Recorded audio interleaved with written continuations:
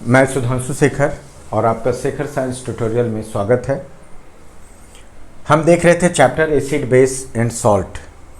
उसमें एनसीईआरटी में सबसे पहले इंट्रोडक्शन में ही पूछा गया है कि if someone in my family suffering from the problem of acidity after over eating, यानी कुछ ज़्यादा खाना खान लेने के चलते उनको एसिडिटी हो जाती है, तो ये क्या है और इसके बाद जो रेमेडी यानी इसको ठीक करने के लिए, इस एसिडिटी को ठीक करने के लिए हमें क्या लेना चाहिए।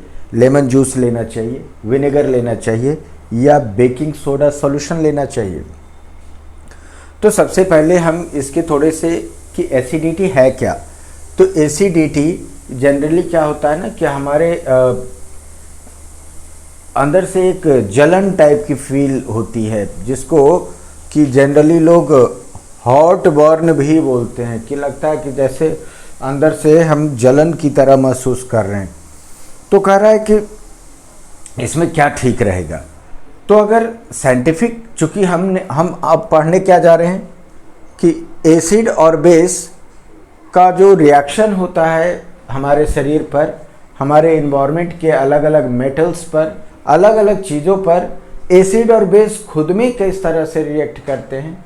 सो हम एसिड और बेस को लेकर और फिर एसिड और बेस दोनों को लेकर उनके क्या केमिकल रिएक्शंस होंगे, कैसे इफ़ेक्ट होंगे, उनको देखने वाले हैं। तो सबसे पहले हमने शुरुआत की है कि एसिडिटी के सबसे एनसीईआरटी के सबसे पहले क्वेश्चन से कि अगर एसिडिटी हो गई है, यानी एसिडिटी का मतलब आप सबसे पहले समझ जाइए कि ये दो तीन कारण से होती है। कि एक तो हमने ज़्यादा खाना खा लिया, थोड़ा सा पेट अस्वस्थ हो गया, और जब हमारे शरीर में HCl का सिक्रेशन होता है तो वो आपके ओएसोफेगस को टच करता है।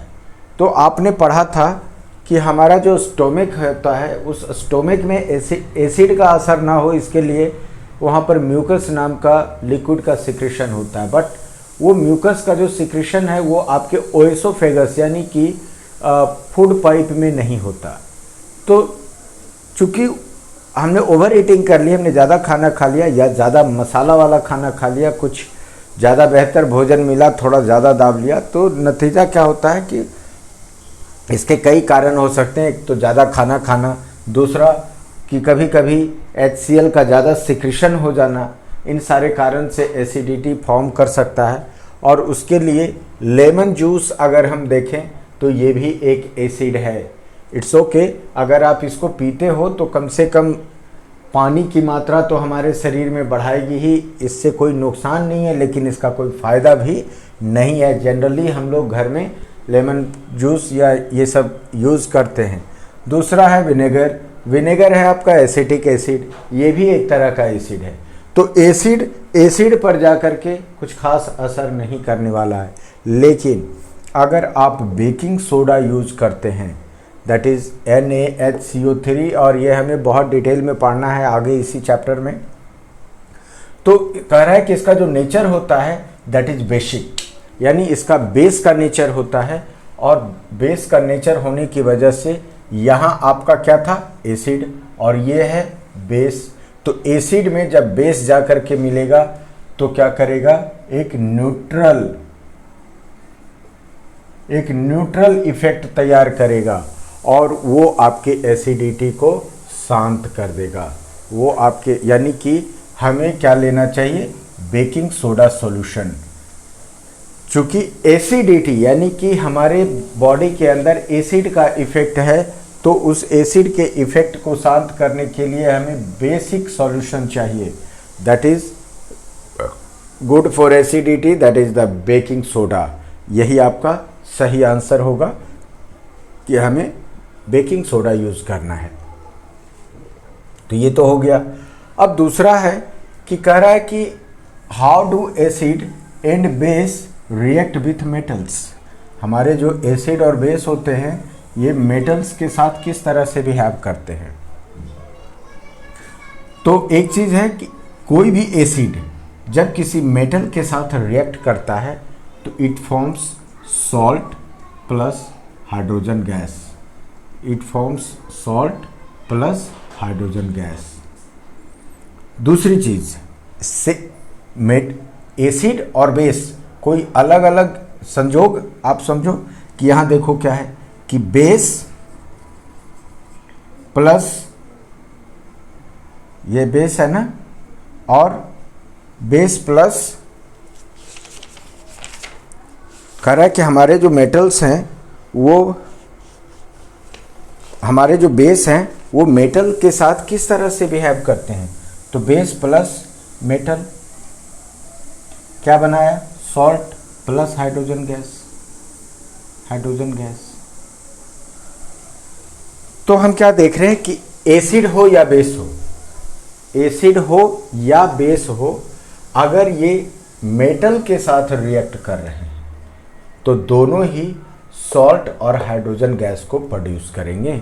एकदम बहुत सिंपल, कहीं कोई कंफ्यूजन नहीं, एक बार में पढ़िए और एक बार में आपको ये चीज़ें याद हो जाएगी कि एसिड हो या बेस हो, अगर ये मेटल के साथ रिएक्ट करते हैं तो they will produce salt plus hydrogen gas.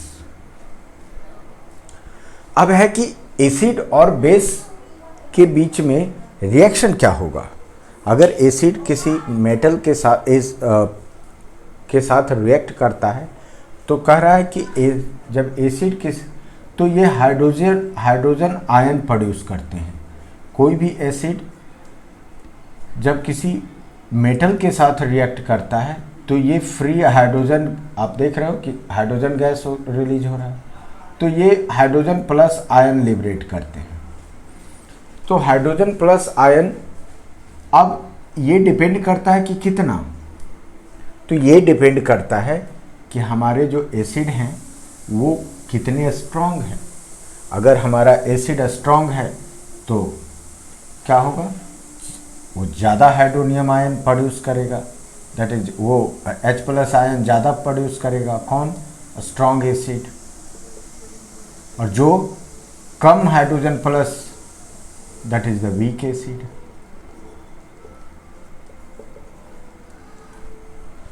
यानी कि जो एसिड जितना ज़्यादा हाइड्रोजन आयन प्रोड्यूस करेगा वो उससे पता चलेगा कि वो एसिड कितना स्ट्रॉन्ग है या कितना वीक है। इसी चीज़ को आप दूसरे तरीके से पढ़ सकते हो, that is the dilute and concentrated. तो कॉन्सेंट्रेटेड क्या है, कॉन्सेंट्रेटेड है आपका दैट इज द, जिसमें अगर किसी पॉट में हम एसिड और वाटर मिलाते हैं, क्या मिलाते हैं, acid and water, acid and water, तो एसिड की मात्रा ज़्यादा है और वाटर की मात्रा कम है तो हम कहेंगे कॉन्सेंट्रेटेड एसिड। और अगर पानी की मात्रा ज़्यादा है और एसिड की मात्रा कम है तो ये होंगे डाइल्यूट। यानी डाइल्यूट जो होंगे they are weak compare to concentrated. यानी डाइल्यूट जो होंगे, डाइल्यूट एसिड हो या बेस हो, तो उसी तरह से जब ये हाइड्रोजन, जब बेस हमारा क्या कर रहा है, मेटल के साथ रिएक्ट कर रहा है, तो ये भी क्या कर रहा है, हाइड्रोजन गैस प्रोड्यूस कर रहा है। तो अब प्रॉब्लम ये है कि सॉल्ट प्लस हाइड्रोजन गैस, तो यहाँ भी क्या होगा कि जो जितना ज़्यादा हाइड्रोजन प्रोड्यूस करेगा वो उतना ही ज़्यादा क्या होगा, स्ट्रॉन्ग बेस होगा, और जो जितना कम हाइड्रोजन गैस प्रोड्यूस करेगा वो क्या होगा, वीक बेस होगा। सो कह रहा है कि ये आपके और यही कारण है कि आप क्या देख रहे हो कि बेस जो है वो भी क्या कर रहा है, मेटल के साथ रिएक्शन कर रहा है। इवन एसिड जो है वो भी क्या कर रहा है, मेटल के साथ रिएक्शन कर रहा है। तो हमारे बहुत सारे फूड मटेरियल जो होते हैं वो एसिडिक या बेसिक इन नेचर होते हैं। तो ऐसे में जब हम उनको डब्बा पैक करते हैं, यानी पैकिंग जब हम उनकी करते हैं, तो हमें इन बातों का बड़ा ध्यान रखना होगा कि हम उनको जिस तरह के डब्बा में पैक कर रहे हैं कहीं वो उसके साथ रिएक्शन तो नहीं कर लेगा। कहीं वो उसके साथ रिएक्शन तो नहीं कर लेगा। और यहाँ आप देखिएगा, यहाँ क्या है कि जिंक का जो आप रिएक्टिविटी सीरीज में अगर ध्यान दोगे तो जिंक आपका हाइड्रोजन के कंपेयर में, हाइड्रोजन आपका देखिए यहाँ पीवी यानी लेड के नीचे है और जिंक आपका क्या है, हाइड्रोजन के ऊपर है। यही कारण है कि जिंक हाइड्रोजन को क्या कर दिया, डिस्प्लेस करके और सॉल्ट फॉर्म किया और हाइड्रोजन को फ्री कर दिया। ठीक उसी तरह से यहाँ पर क्या हुआ कि यहाँ भी सॉल्ट का फॉर्मेशन हो रहा है, that is the Na2O and ZnO2, that is the sodium zincate. यानी जिंक जो है वो ऑक्सीजन का साथ नहीं छोड़ पाया, जिंक ने ऑक्सीजन के साथ मिल करके ऑक्साइड का फॉर्मेशन किया, फिर भी सोडियम जाकर के उससे क्या हुआ, सट गया। बिकॉज जिंक जो है, जिंक से ऊपर आपका क्या है, because sodium is more reactive than the zinc, so इसने डिस्प्लेस तो नहीं किया, ये भी जाकर के ऑक्सीजन के साथ अपना बॉन्डिंग डेवलप कर लिया।